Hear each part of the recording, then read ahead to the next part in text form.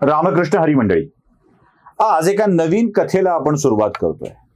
रामायण महाभारताच्या सारखी शेकडो भागांची ही कथा होणं शक्य नाही, पण जेवढ्या भागांची होणार आहे तेवढ्या भागामध्ये रामायण महाभारताच्या मध्ये असलेला सार आपल्याला कळणार आहे. मंडळी, ज्ञानदेवांनी असं काही साहित्य रचून ठेवलंय की त्यावर महिनोन महिने बोलता येऊ शकेल. महिनोन महिने बोलणारी माणसं आहेत, महिनोन महिने ऐकणारी माणसं आहेत, पण बोललेल्यातलं ऐकलेल्यातलं कळलं किती हे सगळ्यात मोठं गूढ आहे.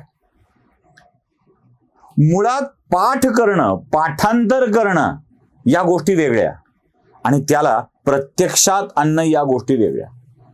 माऊलींनी हरिपाठाची रचना केली, ती का केली हा सगळ्यात मोठा प्रश्न आहे. बघा, कथा अशी सांगितली जाते की माऊली, मुक्ताई आणि सगळीच भावंड नेवाशाला ज्ञानेश्वरीची रचना करून पुढे प्रवासाला निघाली. पण या प्रवासाच्या दरम्यान मुक्ताईनी ज्ञानदेवांना विनंती केली, ज्ञानदा, अरे जगाला एवढं ज्ञान सांगितलंय पण ते सगळं कठीण वाटू लागलंय रे. दादा, असं काहीतरी सोपं सांगायला हवं जे पटकन लोकाला कळेल. कदाचित ज्ञानदेव म्हणाले असतील मुक्ताईला, मुक्ते, स्पून फिडिंग करायचंय म्हण ना, चमच्यानं भरवायचंय म्हण ना. आणि चमच्यानं कोण भरवतो माहित आहे? चमच्यानं भरवणारी आई असते, आई. म्हणून ज्ञानदा माऊली ठरतात. अगं मुक्ताई, लोकांना चमच्यानं भरवावं लागेल इतकं सोपं अध्यात्म करून सांगावं लागणार आहे का? मुक्ताई म्हणाले, हो दादा, अधिक सोपं करून सांगावं लागणार. आणि म्हणून ज्ञानदेवांनी हरिपाठाच्या अभंगाची रचना केली. आणि ते हरिपाठाचे अभंग आपण नित्यपाठाचे अभंग म्हणून म्हणतो खरे, पण त्या हरिपाठाच्या अभंगाला आपण किती समजलंय हा सगळ्यात मोठा प्रश्न आहे. म्हणूनच एक माझा छोटासा प्रयत्न आहे, जे मला उमगलंय ना, जे मला कळलंय ना, ते आपल्या समोर मांडायचं. तेच मांडावं जे स्वतःला उमगलंय, जे स्वतःला कळलंय. जगाला समजावून सांगायच्या भानगडीत मी पडत नाही, जाऊही नाही. ज्याची अनुभूती स्वतःला आली आहे ते जगाला सांगावं. ज्ञानदेव म्हणे, व्यासाची एक खुणे. ज्ञानदेव कोणाच्या खुणेनी सांगतात? व्यासांच्या खुणेनी सांगतात. आणि मी, सुशील म्हणे, ज्ञानदेवाची एक खुणे. त्यांना जे कळलंय, त्यांना जे अनुभवता आलंय ते सांगतायत. मला जे पामराला, माझ्या अल्पबुद्धीला समजलंय ते मी सांगण्याचा प्रयत्न करणार आहे. खरं तर ज्ञानदेव नाथपंथीय. या नाथपंथीयांच्या मध्ये एक मोठी गुरुपरंपरा आहे. ही गुरुपरंपरा कशी आहे? आधी होते आदिनाथ, त्यानंतर मच्छिंद्रनाथ, गोरक्षनाथ, गहिनीनाथ, गहिनीनाथांचे शिष्य निवृत्तीनाथ आणि निवृत्तीनाथांचे ज्ञानदेव. या नाथपंथीयांच्या मध्ये योग साधनेला महत्व आहे. सगळे नाथपंथीय योग साधना करताना दिसतात. म्हणजे आदिनाथाच्या पासून निवृत्तीनाथांच्या पर्यंत ही योग साधना येते. पण या नाथपंथीयांच्या मध्ये योग साधनेच्या सोबत नामसाधना देखील आली. आणि निवृत्तीनाथांनी आपला शिष्य ज्ञानेश्वरांना योग साधना नाही दिली, नामसाधना दिली. योग साधना तर सांगितली, पण त्यासोबत नामसाधना दिली. निवृत्तीनाथांनी ही दीक्षा ज्ञानदेवांना दिली आणि या दीक्षेनीच पुढे नामसाधनेचा प्रवास सुरू झाला. नामसाधनेचं काम काय आहे? आपल्याला आलेली अनुभूती सांगितली पाहिजे. आणि अनुभूती कशी सांगायची नाही कळणार. काशाय वस्त्रम करदंडधारिणम कमंडलू पद्म करेन शंखम नाही कळणार. हो, काय काशाय वस्त्र? मग फोड करावी लागेल. काशाय रंगाचे वस्त्र, करदंड धारणम, हातामध्ये करामध्ये दंड धारण केलेला आहे. कमंडलू पद्म करेन शंखम, मग ते करा कमंडलू आहे, पद्म आहे, शंख आहे, हे सगळं सांगावं लागेल. आणि मग याची फोड करत करत करत जावं लागेल. नाही करणार ते. म्हणून खूप सोपं सांगितलं पाहिजे असं मुक्ताईंना वाटलं. खरं सांगू, या भावंडांची रचनाच जगणं सोपं करून सांगणं आहे, अध्यात्म सोपं करून सांगणं यासाठी झालेली आहे. ईश्वर सोपा करून सांगण्यासाठी झाली आहे. नावच बघा ना हो, किती सोपं आहे काम करणं.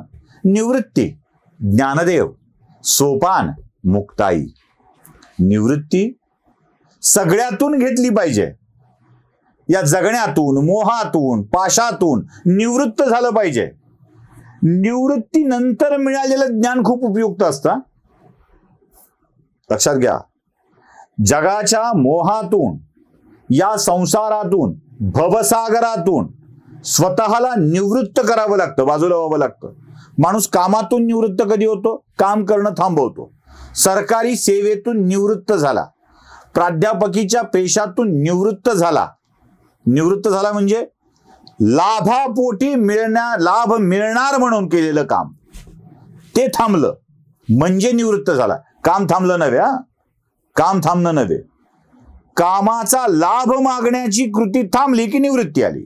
हे एकदा निवृत्ती आली की ज्ञान मिळतं. आपल्याकडे मिळतं ज्ञान लोकांना. कसं असतं ज्ञान? एकदा उत्पन्नाचा मार्ग थांबला की घरात पुन्हा कोणी विचारत नाही, हे ज्ञान. त्यासाठी कामात राहिलं पाहिजे, कामाचा माणूस राहिला पाहिजे. बिनकामाचा नवरा सुद्धा बाईला चालत नाही. चालतो का? नाही चालत. बिनकामाचा माणूस घरी खपत नाही. 8 दिवस 10 दिवस आजारपण बिजारपण लोक सांभाळतील, पण एकदा का आजारपणाचं सगळं काही संपलं की झालं. बाळांतीन सुद्धा 1.25 महिना खाटेवर असते, लाभ देऊन सुद्धा 1.25 महिन्याच्या नंतर तिला पुन्हा पदर खोचून कामाला लागावं लागतं. बिनकामाचं राहून चालत नाही, निवृत्त व्हावं लागतं. निवृत्त त्यातून व्हावं लागतं लाभाच्या भूमिकेतून. मी काम केलंय, लाभ मिळाला पाहिजे, या भूमिकेतून निवृत्त व्हावं लागतं. आणि निवृत्त झाल्यावर जे ज्ञान मिळतं ते ज्ञान सोपान असतं, मार्ग असतं, पायरी असतं, शिडी असतं. कशाचा? मुक्तीचा. निवृत्ती ज्ञानदेव, सोपान मुक्ताबाई. आलं लक्षात? मुक्तीकडे जायचं असेल तर पहिली पायरी निवृत्तीची, दुसरी पायरी ज्ञानाची, आणि हाच सोपान, याच पायऱ्या ठरतात मुक्तीकडे जाण्याचा. ज्ञानदेवांच्या भावंडांच्या मध्ये हा मोठा संदेश दडलाय. आणि हाच निवृत्तीचा संदेश घेऊन ज्ञानदेव सांगतात की ज्ञान मिळवा.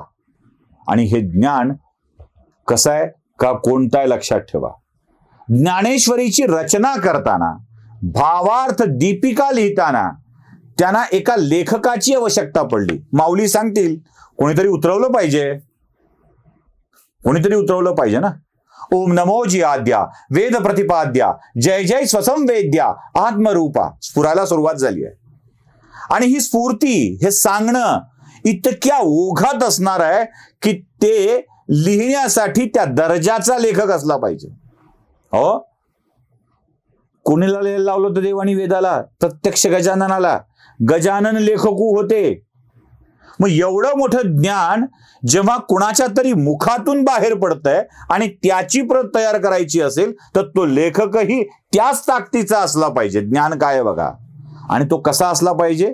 ज्याचं सत्य जिवंत आहे, ज्याचं चित्त जिवंत आहे, स्थिर आहे आणि आनंद आहे. सत्य, चित्त, आनंद कधीही मरत नसतो. म्हणून शके 1212 तये टीका केली ज्ञानेश्वरी, सच्चिदानंद बाबा आदरे लेखक झाला. कळलं? ज्याचं नावच सत्य, चित्त आणि आनंद आहे, त्या माणसाकडून हे लिहून घेतलं. हे लिहिल्यावरही मुक्ताईला अजून वाटत होतं नाही जमलंय, लोकांच्या आकलनात येईल असं नाही जमलंय, अजून काहीतरी सोपं पाहिजे. माऊली अजून सोपं कराल? आणि माऊलीच ती.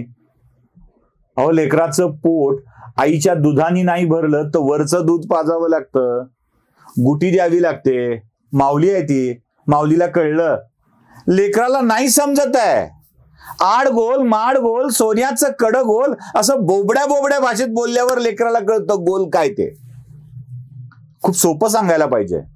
आणि मग मुक्ताईंच्या सांगण्यानंतर माऊलींनी खूप सोप्या भाषेमध्ये अभंगाची रचना करायला सुरुवात केली. भाषा इतकी सोपी, इतकी प्रासादिक, इतकी रोजच्या वापरातली की पटकन कळून येतं. अडचण काय झाली? आम्ही पाठ केलं, ते पाठ अर्थ नाही समजून घेतला.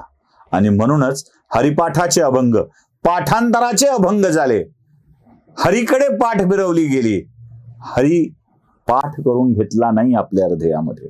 हीच अडचण आहे. म्हणूनच पुढच्या भागापासून हरिपाठाच्या अभंगाच्या एकेका कथेला आपण सुरुवात करणार आहोत. काही अभंग उलगडून घेण्याचा प्रयत्न करणार आहोत. बघत रहा हरिपाठाचे अभंग. नमस्कार.